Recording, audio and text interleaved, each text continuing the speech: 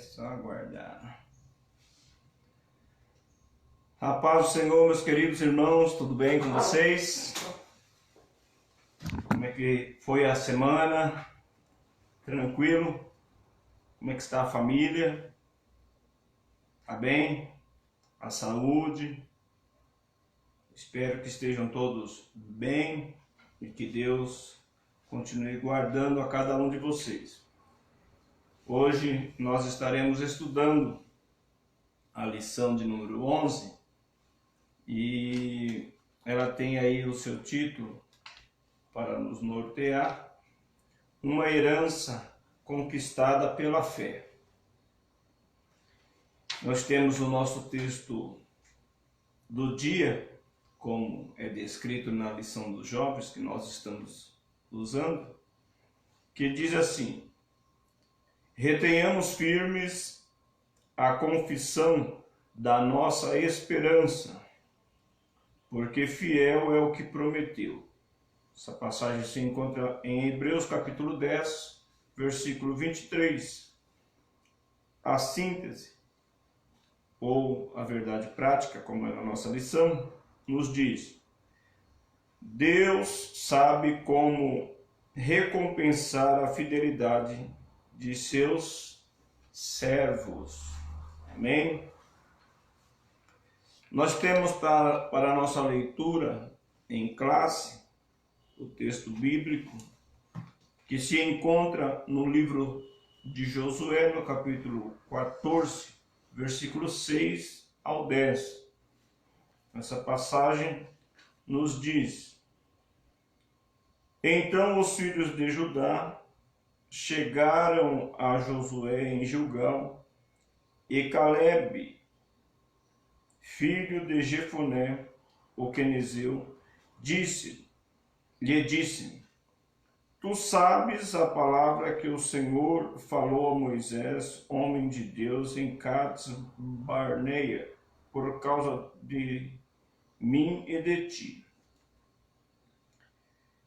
Da idade de 40 anos era eu, quando Moisés, servo do Senhor, me enviou de Cades Barneia a espiar a terra, e eu lhe trouxe resposta como sentia o meu coração. Mas meus irmãos que subiram comigo fizeram derreter o coração do povo, e eu, porém, perseverei em seguir o Senhor, meu Deus. Então Moisés, naquele dia, jurou, dizendo: certamente a terra que pisou o teu pé será tua e de teus filhos, em herança perpetuamente, pois perseveraste em seguir o Senhor, meu Deus. Versículo 10. E agora eis que o Senhor me conservou em vida, como disse, 45 anos há agora, desde que o Senhor falou esta palavra a Moisés, andando Israel ainda no deserto. E agora eis que já hoje sou da idade de 85 anos. Depois, os irmãos quiserem ter uma leitura mais completa desse capítulo, é só ler aí mesmo, nos seus lares, e seguir, porque essa divisão da terra, da herança, ela segue aí, ela pega uma parte do capítulo 13 e vai até o 18. Nós podemos ver que ela é extensa, porque depois vai envolver a questão do Reino do Norte, 18 ao 19, né? Tem ainda o 20 e o 21, na verdade ela vai até o 21, porque aqui no final, no capítulo 22, é que Josué vai abençoar aquelas 2 tribos e meios que ficaram aquém do Jordão. Então é muito interessante nós fazermos a leitura destes capítulos para termos uma visão mais completa da divisão da terra. E falando de terra, de divisão de localidade, de espaço geográfico, a gente quase não, para nós que somos hoje a Igreja de Cristo Jesus, até parece que não faz sentido para nós, porque foi a divisão da terra dos israelitas, conforme Deus havia prometido a Abraão e consequentemente aos seus descendentes.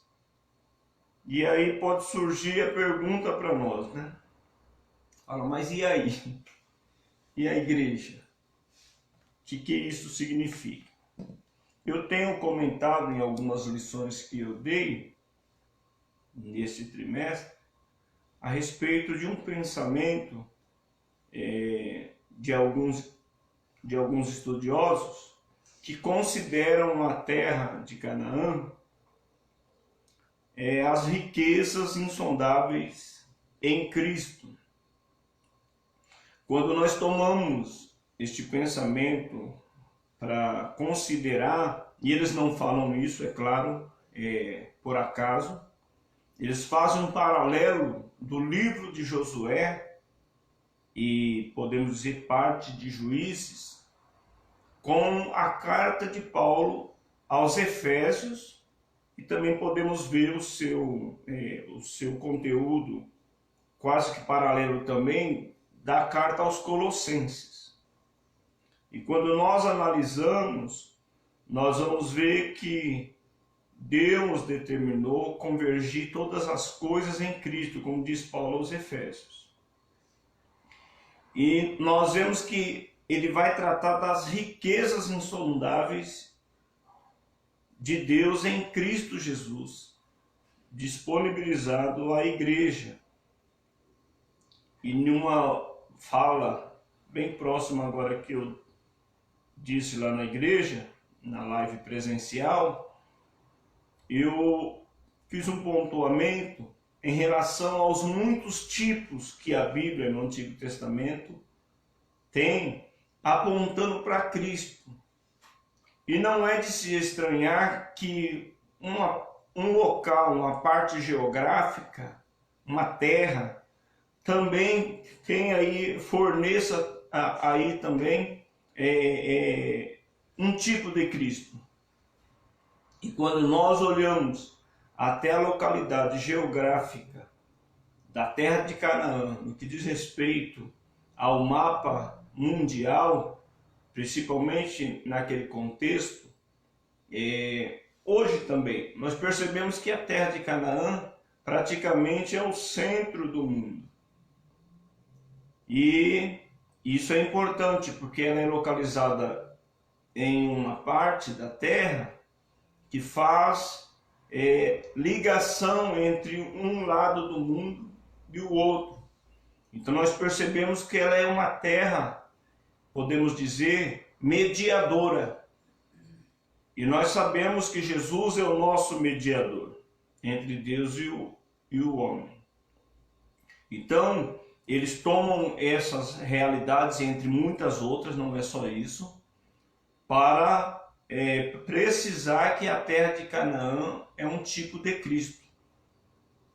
E aí, quando nós temos isso em mente, para considerar as partilhas, aí, a divisão da terra com o povo de Israel, para fazer a aplicação para nós cristãos, aí nós percebemos que tem uma riqueza extraordinária para nos ensinar.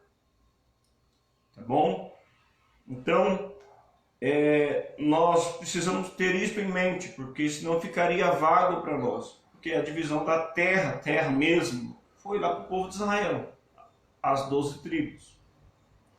Mas para nós precisa sim, se perceber a aplicação no sentido espiritual.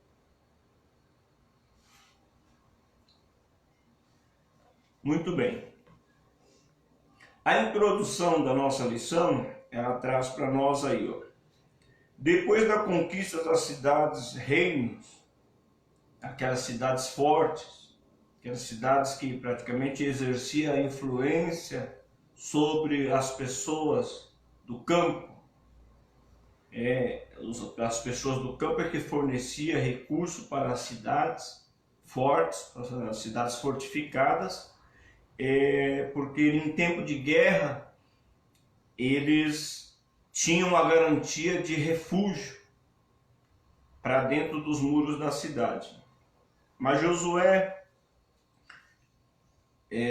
segundo a orientação de Deus, conquistou essas cidades-reinos. Então o comentarista diz: depois da conquista das cidades-reinos, Deus alertou a Josué para que ele fizesse a divisão da terra prometida, tanto a parte já conquistada, que aí está em Josué capítulo 14, versículo 5, como os territórios não conquistados, do capítulo 13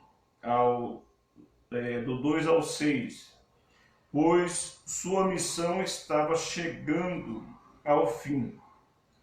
Ao descrever a distribuição da terra, aí no capítulo 13 ao 18, vamos um pouquinho mais, delineando todo o perímetro, Deus demonstrou o cumprimento da promessa feita aos patriarcas e, como consequência, evitou que Israel cobiçasse terras alheias ou fizesse aliança indevidas, bem como que uma tribo transferisse sua herança para outra tribo. Ou seja, Deus, sabendo que Josué estava próximo a morrer, seria recolhido, ele, por ter dito também que Josué era quem faria o povo herdar a terra, quando ele falou para Moisés que Moisés não herdaria a terra, não passaria para além do Jordão por causa da pedra lá que ele feriu 2 vezes quando Deus mandou ele falar, ele e o Arão ficaram privados de entrar na terra. Mas Deus assegurou a Moisés que Josué faria o povo herdar a terra. Então Deus, próximo a recolher Josué, fez com que ele dividisse a terra na sua totalidade, para que ficasse estabelecido que Josué fez o povo herdar a terra, como ele havia dito. Ainda diz o comentarista na nossa introdução, assim, ele cita a referência em Números capítulo 36, versículos 7 a 9, diz mais: também desafiou os hebreus a manterem a postura vigilante da guerra, sem tirarem a armadura, até que toda a terra fosse possuída, o que aconteceu no auge da monarquia de Israel, que isso foi no tempo de Davi. Nós, igualmente, não podemos deixar a vigilância e desprezar a armadura de Deus. Ele pode ver que ele vai citar Efésios capítulo 6, versículo 11 a 13.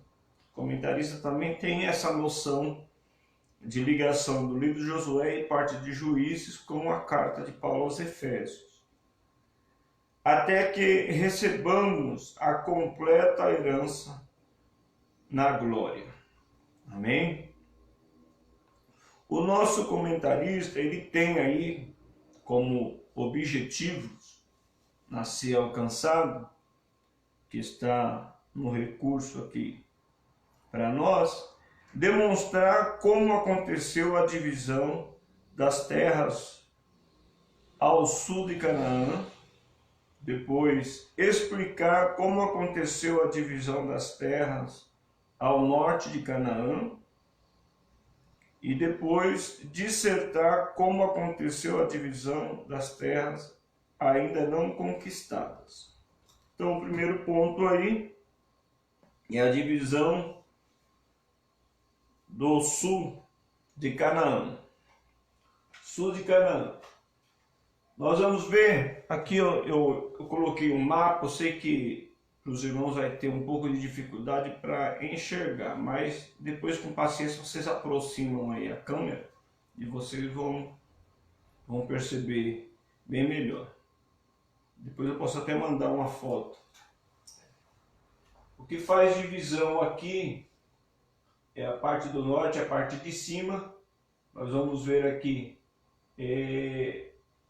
Benjamim, Dan. Essa aqui praticamente é a parte da divisa. Para essa parte para cima aqui é norte. E essa parte daqui para baixo é sul. Tá? Então, nós vamos perceber que a divisão da terra vai consistir nessas duas partes principais. A princípio, depois vai ser fragmentada para as tribos. Não devemos esquecer que o Jordão, ele está praticamente nessa linha aqui, ó. Essa linha azulzinha aqui, ó, que ele desboca no Mar Morto.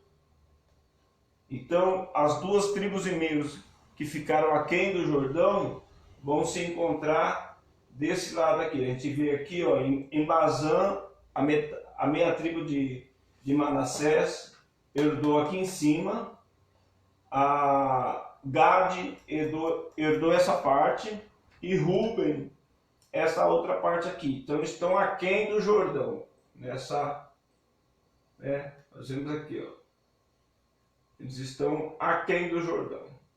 E aí, aqui a parte do sul e aqui a parte do norte, sem contar esse aquém do Jordão aqui, ó. Tá? Aliás, contando com a parte das duas tribos e meia. Então, a parte do sul vai ficar aqui para baixo, né? Essa parte aqui, ó. Nós vamos ver um detalhe no mapa, quando a gente enviar a foto que estiver mais próximo, vão perceber que Dan tem uma parte aqui em cima, aqui embaixo e outra parte aqui em cima. É que, na verdade, vou explicar isso logo, que Dan não conseguiu expulsar uns camaradas que tinha aqui, e por conta disso, ele migrou. Isso vai estar no livro de Juízes. Vocês vão, quando vocês lerem lá Juízes, vocês vão perceber que Dan está numa localidade e eles migram para cá e encontram uma cidade lá distraída, sem preocupação com nada, e eles tomam aquela terra. E é essa terra aqui em cima. Então a partilha do sul da terra conquistada.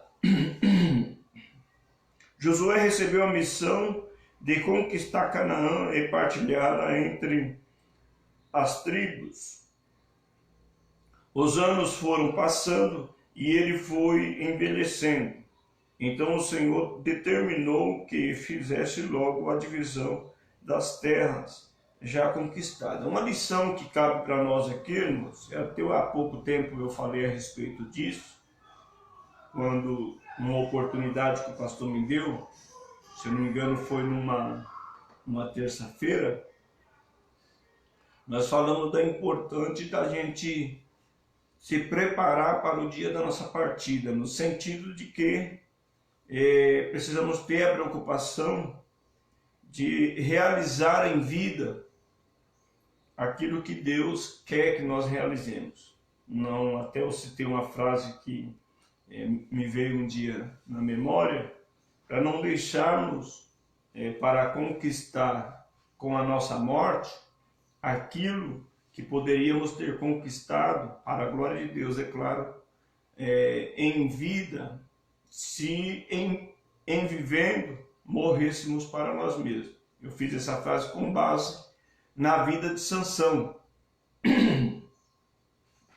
que a Bíblia vai dizer que ele conseguiu mais êxito na missão para a qual ele nasceu, na sua morte.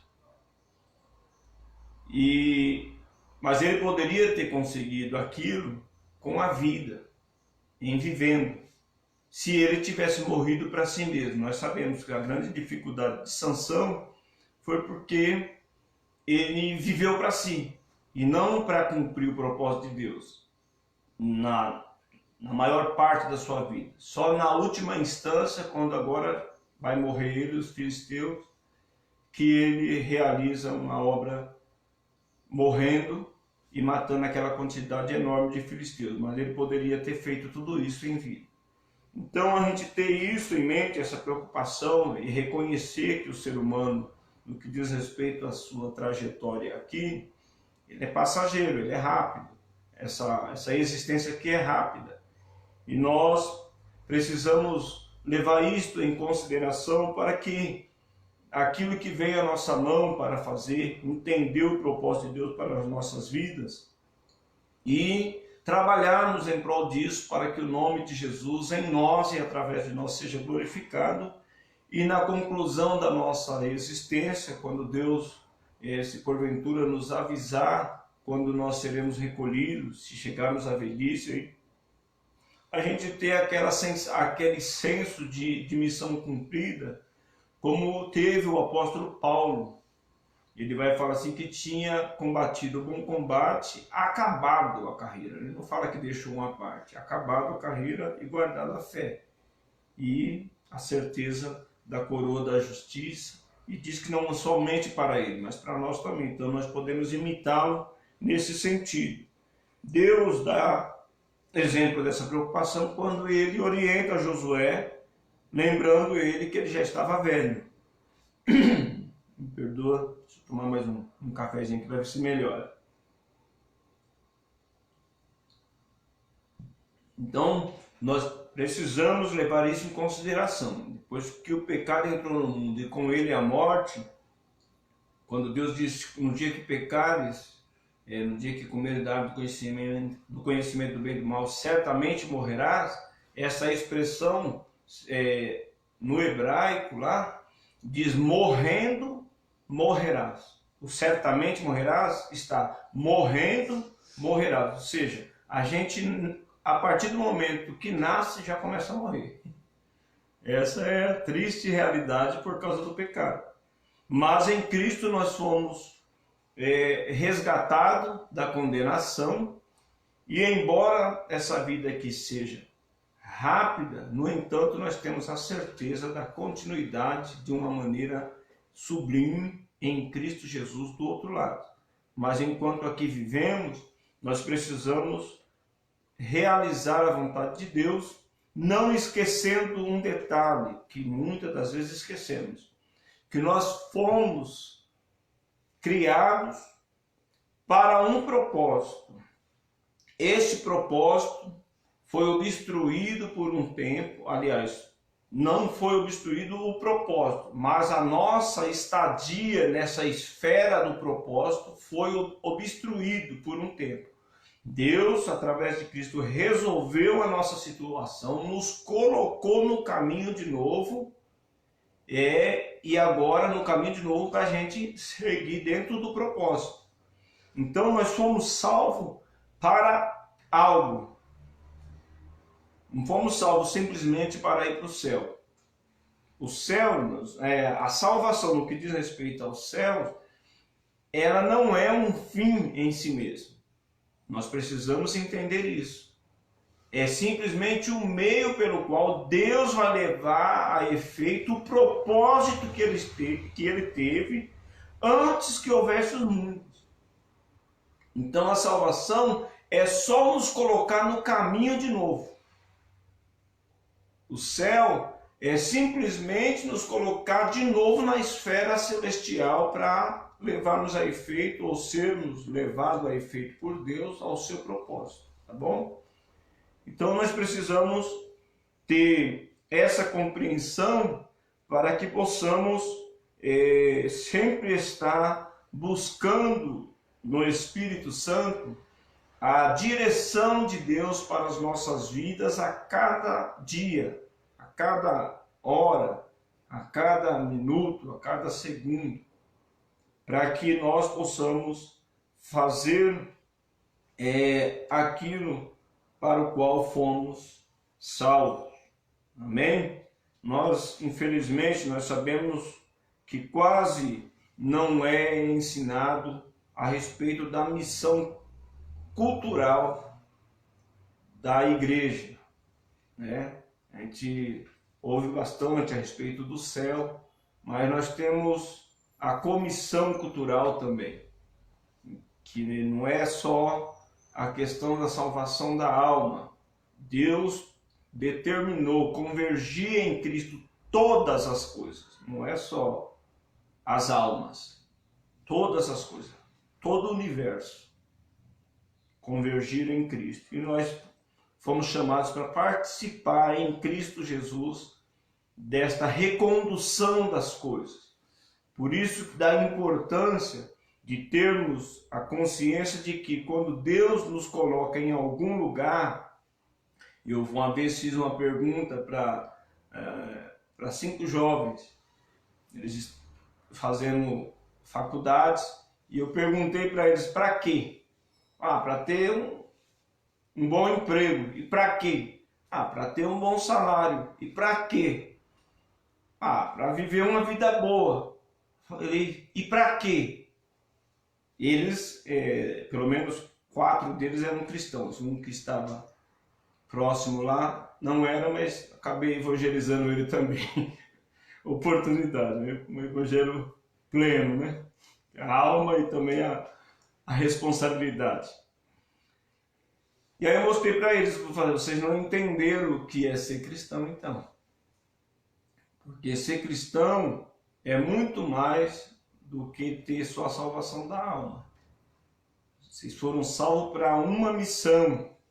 Então, quando você entende isso, quer seja um faxineiro, quer seja um padeiro, quer seja um engenheiro, quer seja um médico, quer seja um astrólogo, quer seja um físico, qualquer área da profissão que Deus permitir te dar vocação para atuar, você precisa entender que aquilo também faz parte da conquista de Cristo no Calvário, e que você, como embaixador dele, neste setor em que atua na vida profissional, precisa ter em mente que você é um instrumento dele. Por que Deus tem cristãos e engenheiros? Porque ele precisa de engenheiros cristãos nesse setor para alcançar engenheiros cristãos, não cristãos. E assim todos os ramos da sociedade, porque Deus está convergindo toda a criação a Cristo Jesus. E nos chamou por sua graça e misericórdia para sermos participantes disso. Não foi assim com o povo de Israel? Por que Deus chamou Abraão? Para plantar ele no centro do mundo. Se lembra de Deuteronômio capítulo 4, a gente pode até ler esta passagem aqui, porque Deus vai falar para eles qual é o propósito dele para colocar eles naquela terra, né? Nós podemos, antes desta passagem, a gente dar um pulinho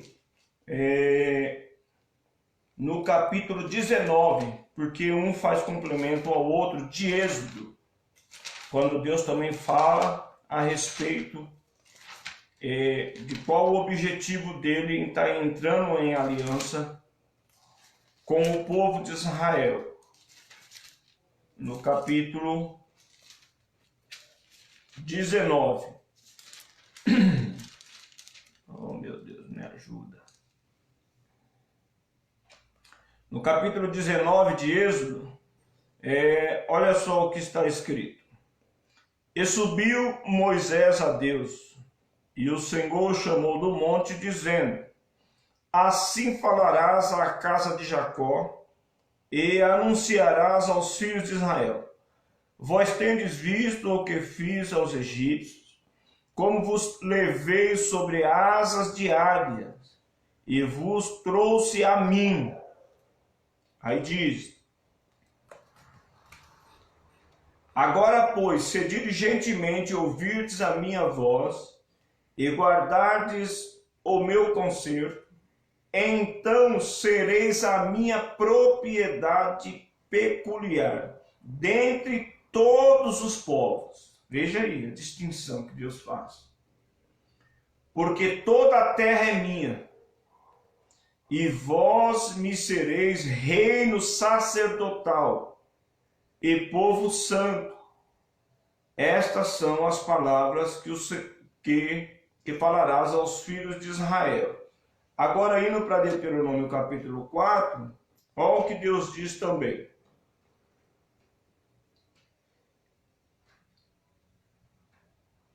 Eu vou ler do versículo 1, porque é necessário, para que os irmãos tenham aí o contexto e entendam melhor as expressões. Capítulo 4, versículo 1 de Deuteronômio. Deuteronômio, ok?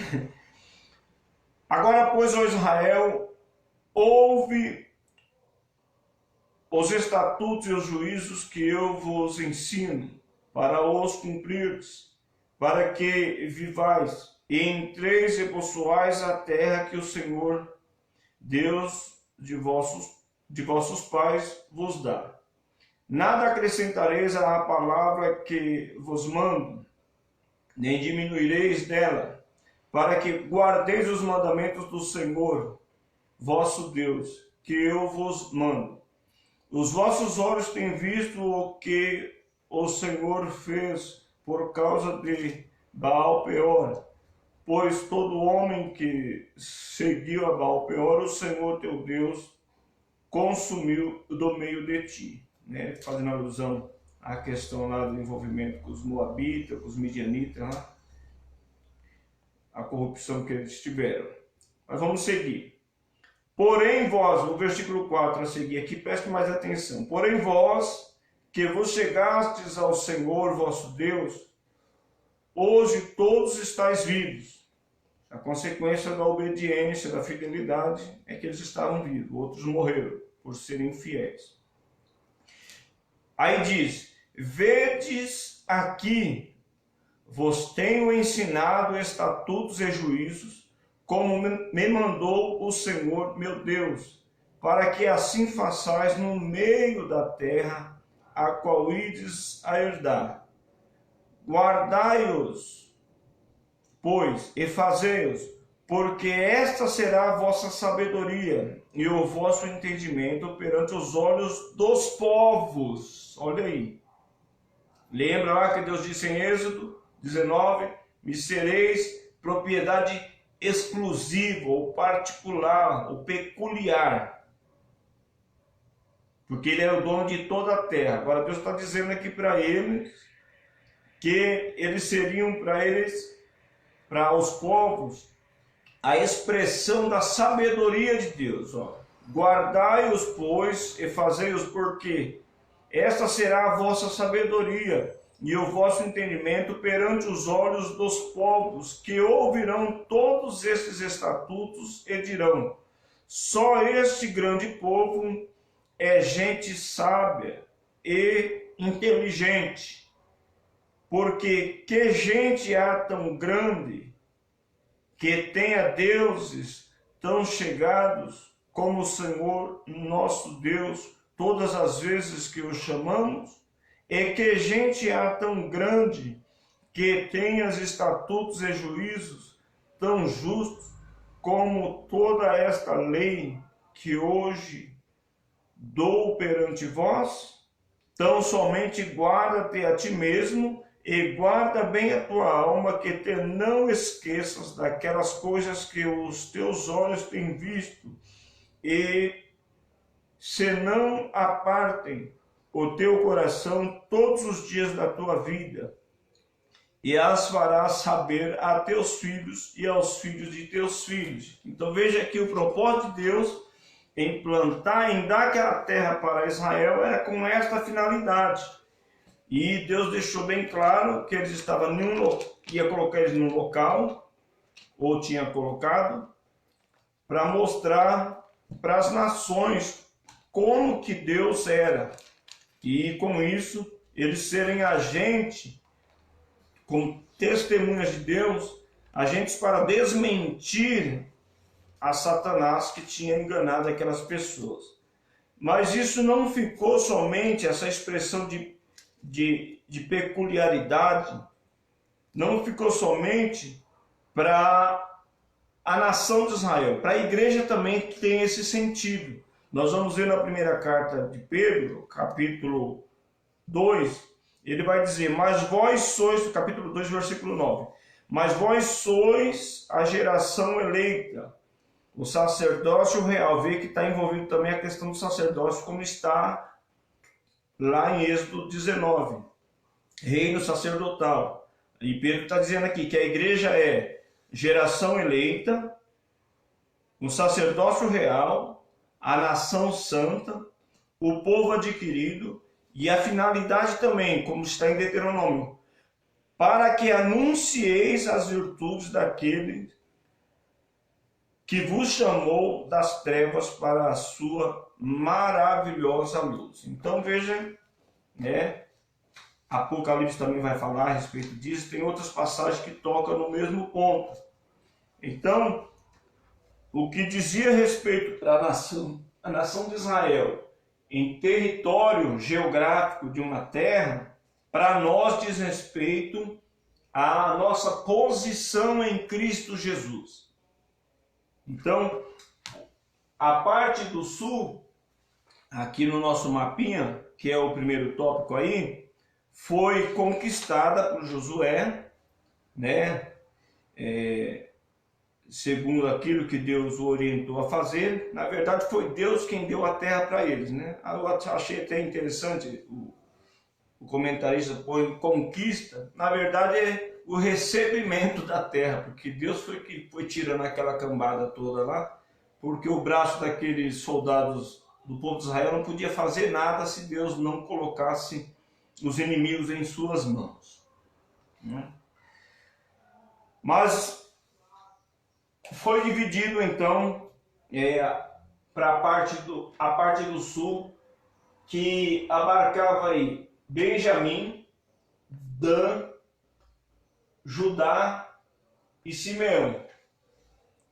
Então daí, ó, 1, 2, 3, 4 tribos. Na parte do norte, que depois nós iremos comentar no tópico 2, a gente fala dos nomes aí para cima. Mas é interessante que nessa parte que foi dividida para do lado sul, para essas 4 tribos, nós vamos encontrar aqui pelo comentarista e na própria Bíblia um relato de Caleb, que ele, embora a parte que ele recebeu esteja incluída nessa divisão que abarca aqui Benjamim, Dan, Judá e Simeão, no entanto ele já havia recebido por promessa de Deus Hebrom, que foi o lugar onde ele pisou naquela ocasião em que foi enviado os 12 espias. Nós temos o relato disso, que foi enviado os 12 espias, em Números, está esse relato. E quando voltaram os 12 espias, 10 dos espias, por causa de andar por vista, desmaiaram o coração do povo, falando que a terra era boa de fato. No entanto, os moradores de lá devoravam os seus inimigos, ou seja, a terra, eles falaram que era boa, depois difamaram a terra, para justificar a sua incredulidade, o seu medo. Falaram, lá tem gigantes, a terra consome seus moradores, os filhos de Anak estão lá, e a gente não pode, e aí desmaiou o coração do povo. Mas nesta ocasião, Josué e Caleb, ou Caleb e Josué, se posicionaram cheio de confiança em Deus, de fé em Deus, na certeza de que Deus era com eles, e falou o contrário, e se posicionou a favor do que Deus havia prometido, de conformidade à fidelidade de Deus.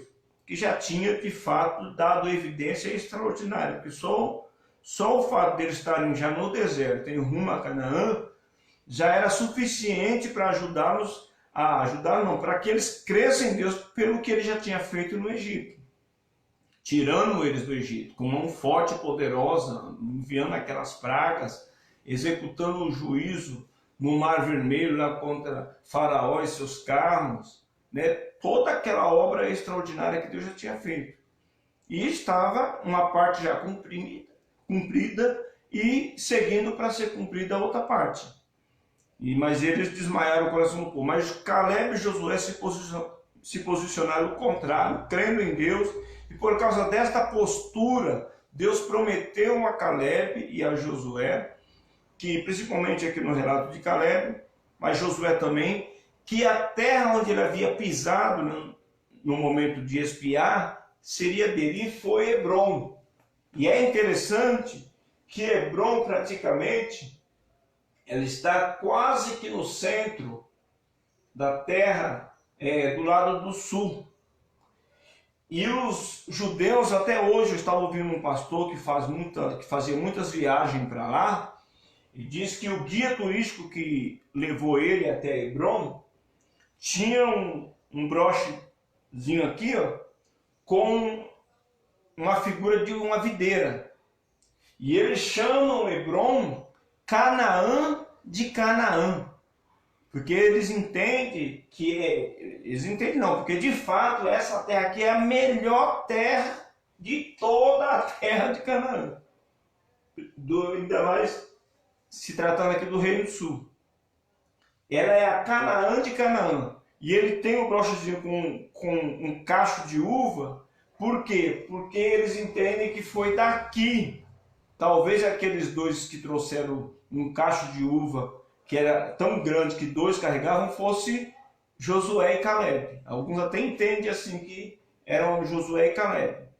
Então, Deus prometeu essa terra para Caleb, mesmo antes de ter a partilha. Então, muito mais do que herdar uma herança que Deus tinha prometido a Abraão, Caleb, nesta herança, recebeu por promessa de Deus um local nessa parte do sul, que era até hoje considerada Canaã de Canaã. E qual a lição que cabe para nós, irmãos? Cristo como a dádiva de Deus, considerando ele como a terra de Canaã como um tipo de Cristo, Cristo como uma dádiva de Deus, ele como herança é disponibilizado por Deus a todos. Falando de igreja, de cristãos, a todo o seu povo. No entanto, desfrutar das riquezas insondáveis em Cristo, o que determina isso é a postura que Caleb e Josué tiveram. Por isso, nós vamos perceber que eles herdaram partes principais na terra. Caleb, por promessa, recebeu a Canaã de Canaã. Nós vemos que esse detalhe, para os irmãos entenderem uma realidade mais igreja, os 12 apóstolos que Jesus escolheu, exceto Judas, que depois teve toda aquela situação, entrou lá o Matias, eles conviveram com Cristo os 3 anos e 6 meses aí, quase. No entanto, depois da partida de Cristo, eles tiveram grandes experiências, grandes aquisição espiritual, vamos dizer assim, no que diz respeito na identificação com Cristo. Mas chegou um último apóstolo, o apóstolo dos gentios, que dado a sua tenacidade no se apropriar das riquezas de Cristo, ele praticamente, o Paulo do Novo Testamento é o Caleb do Antigo. Paulo, em Cristo, se apropriou da Canaã de Canaã, das riquezas porque é só dele que se ouve falar no Novo Testamento, embora pela sua própria pena, mas era o Espírito Santo que estava autorizando e guiando ele. Sede meus imitadores, como eu também sou de Cristo. É só de Paulo que você vai ver expressões fortes, como no demais, como diz Gálatas 6, ninguém me inquiete, porque eu trago no meu corpo as marcas de Jesus Cristo. É só dele também que a gente vai ver em Gálatas também, que vai ser: aprove a Deus revelar o seu Filho em mim, para que eu o pregasse aos gentios. Então, nós vemos que no que diz respeito a relacionamento profundo, a se apropriar das riquezas insondáveis de Cristo, Paulo ele excedeu a todos os demais apóstolos. E aqui o Caleb, ele tem essa distinção por causa dessa agressividade, vamos dizer, aqui era física, mas o aspecto espiritual estava envolvido, porque foi por causa da fé dele, da confiança dele ter ficado do lado do Senhor que não mente, que ele herdou, como diz o guia turístico lá, Canaã de Canaã. E nós somos chamados para isso. Os irmãos percebem que na vida da igreja corporativa, alguns avançam mais, outros menos. Tem pessoas de muito tempo na igreja, imaturo. Muito tempo que é cristão, mas ainda não tem maturidade, não tem firmeza, não tem um conhecimento aprofundado pelo relacionamento de Cristo. Agora, outros com menos tempo, muitas das vezes, progrediu por causa dessa agressividade no sentido espiritual, de cada dia mais se apropriar das riquezas de Cristo. Então, Canaã como um tipo de Cristo, se assim podemos somar com as vozes dos estudiosos que tratam assim, nos chama, no sentido espiritual, a essa agressividade, para se apropriar. Tem também, no primeiro tópico aí pelo comentarista, a questão da filha dele, a filha de Caleb, chamada Áquisa, que ela foi dada como esposa para Otiniel, a quem Caleb propôs, ele propôs que a pessoa que tomasse Hebron casaria com a filha dele, e que era Áquisa. E quando aconteceu, como de fato Otiniel foi lá e tomou aquele local, né? E Caleb da parte dele cumpriu. Só que quando ele dá uma herança para sua filha, a terra, eles observaram que era uma terra árida. Embora estivesse na região boa, o local que ela recebe era uma terra árida.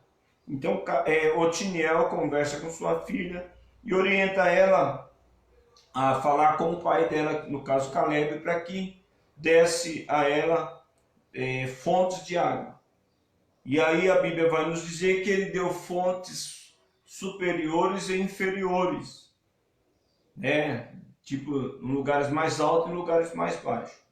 E a aplicação disso que se faz também no aspecto de conquistas espirituais, não basta para nós, irmãos, se preocuparmos só com as bênçãos, das fontes inferiores que alguns aplicam no sentido das coisas terrenas, que são bênçãos também. Só que nós precisamos ter como primazia a aspecto superior, porque tendo em primazia o aspecto, as bênçãos superiores, elas vão governar as inferiores. E aí tudo redundará para a glória de Deus. Então, esse relato da Áquisa aqui, a filha de Caleb, traz para nós essa aplicação. Na segunda divisão, que agora envolve o lado norte, vocês lembram que já deu 1 hora? Meu Deus, já deu 1 hora. Então eu vou rapidinho aqui. Do lado sul, o cabeça desse lado aqui, vocês se lembram naquelas batalhas, que era o rei de Jerusalém, tá certo? E do lado norte era o rei de Azor. E foram conquistados ambos, no sentido pelo menos de debilitação das forças maiores. Do lado norte, nós vamos ser bem rápido, nós vamos ver que essa parte aqui, ó, é central e era a parte mais boa, ou melhor, né? As melhores áreas da terra de Canaã. E ela foi dada a quem? Da parte norte, a principal, a Efraim e Manassés. Quem são eles? Os filhos de José. E o Josué fazia parte da tribo de Efraim. Veja, Josué e Caleb. Então ambos receberam da parte do Senhor. E lembra de José, irmãos, que ele padeceu, foi vendido pelos seus irmãos, mas foi aquele agente que interagiu com o propósito de Deus, mesmo no sofrimento. Depois Jacó pediu a ele os 2 filhos, Efraim e Manassés, para que fizesse parte dos seus filhos para herdarem a promessa na distribuição da terra. Então nós vemos aí uma lição. José semeou para o futuro. E nós devemos ter essa preocupação. Então Efraim e Manassés recebe a melhor parte, aí depois vem Issacar, Azer, Naftali, e eu falei aqui que o Dan recebe tanto do lado sul como do lado norte, mas porque do lado sul ele não expulsou os pessoal que estava lá e ele teve que migrar para cá. Mas ele tem essas 2 posições. E agora os que ficaram aquém do Jordão é Ruben, Gade e a meia tribo de Manassés. Que é muito interessante, eu vi o irmão fazendo um pontuamento, que é bacana também. O Ruben era o primogênito, mas ele contaminou a cama do seu pai quando se juntou com a concubina do seu pai. E se os irmãos observarem, toda essa distribuição, ela está atrelada com a justiça de Deus. Por quê? Porque embora estão dividindo territórios geográficos de terra, Deus não está ignorando o caráter de cada um desses patriarcas. Os irmãos podem ver a bênção que Jacó impetrou sobre os seus filhos. Se encontra aí em Gênesis capítulo 49, versículo 25 e 26, vai falar a respeito de Judá. E também Deuteronômio. Os irmãos pegam o capítulo todo da bênção de Jacó para os seus filhos. E depois pegam também a bênção de Moisés em Deuteronômio capítulo 33, 13, sucessivo, em relação às tribos.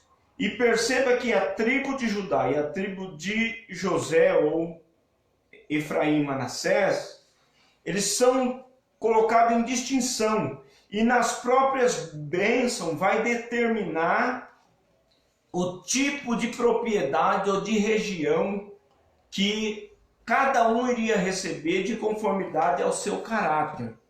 Há aquilo que eles, em interação com Deus, se permitiram ser configurado pela ação de Deus no seu dia a dia, no seu transitar da existência aqui terrena.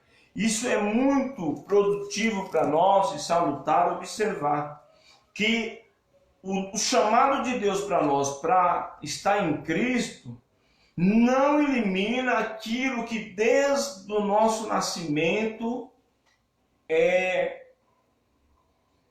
foi configurando a nossa vida. Porque existe Deus perdoar as nossas fraquezas, Ele perdoa. Mas existe coisas que os seus efeitos, mesmo com perdão, Ele segue. Então, isso é muito importante. Por quê? Porque tem coisa que nós estamos semeando agora que pode ser que nós não colhamos. Mas se Cristo retarda ou tarda um pouco mais a vinda dele, os nossos descendentes é quem vão colher. Então nós precisamos fazer como fez Jonathan Edwards, que quem pega e estuda a biografia deste homem de Deus, um puritano, a descendência dele foram homens de grandes expressões ministerial no reino de Deus e também do reino de Deus para a sociedade. Muita gente. Tem um irmão que vai pontuando isso, é que agora eu não me recordo, mas são mais de 100 e poucas pessoas. Tudo pessoas que tiveram expressão no reino de Deus e, tendo expressão no reino de Deus, tiveram também para a sociedade. Porque Jonathan Edwards foi aquele homem que procurou ter uma vida pautada nos princípios de Deus. Então, que Deus nos ajude para que no dia do tribunal de Cristo, irmãos, não só aqui na terra, porque há bênçãos inferiores nesse aspecto terreno, mas há superiores, para que no dia do tribunal de Cristo nós possamos cair para nós a sorte no que diz respeito às glórias em Cristo Jesus, para o seu governo milenial aqui, cair de forma maior, de forma mais gloriosa, né? Que o nosso luzeiro não seja num aspecto de uma vela, mas que seja como estrelas no firmamento, porque de um membro do corpo de Cristo para o outro, irmão, vai diferir em reflexo da glória de Cristo do outro lado. Paulo vai dizer isso quando ele vai tratar que há obras de madeira, de palha e de feno, mas também há obras de ouro, de prata e de pedras preciosas. A motivação do nosso coração, a nossa interação para com Deus, a nossa trajetória do dia a dia vai determinar o que seremos do outro lado, no sentido de expressão das glórias de Cristo. Amém? Então, vamos usufruir da nossa Canaã.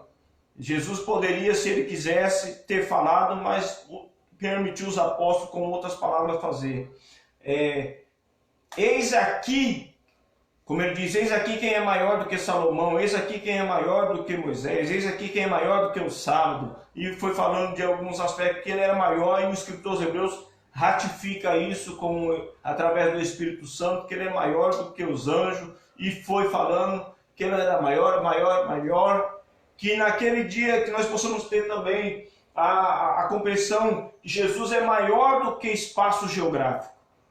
Ele preenche o universo, e o universo não pode preencher. E no aspecto espiritual, nós precisamos mergulhar e se deixar afogar neste universo das riquezas insondáveis de Deus em Cristo Jesus, disponibilizado para nós. Nos apropriemos pela fé.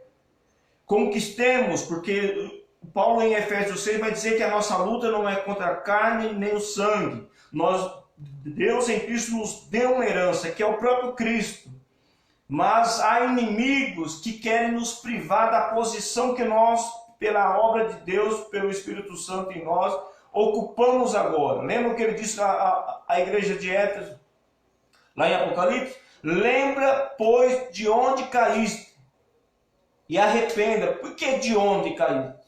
Porque eles estavam numa posição em Cristo, mas deixou-se levar pelo formalismo e perdeu a motivação correta, o amor. E aí eles desceram. Tá certo? Aqui como foi o inverso, o Dan estava da parte do sul e subiu para perto do irmão, que era um lugar bem irrigado, pode acontecer o contrário também. De pessoas estarem na elevação favorável e descer para inferior, porque deixam esta agressividade no aspecto espiritual. Vamos estar à mercê do Espírito Santo, combatendo contra as obras da carne, tudo quanto é contrário àquilo que Deus estabeleceu para nós em Cristo Jesus. Que Deus em Cristo continue nos abençoando e tenha um ótimo final de semana. Contamos com todos vós amanhã ali na congregação dos Gêmeos de Peixe, no período da manhã, por ocasião da ceia do Senhor. Que Deus continue abençoando a vocês e a vossa família. Amém?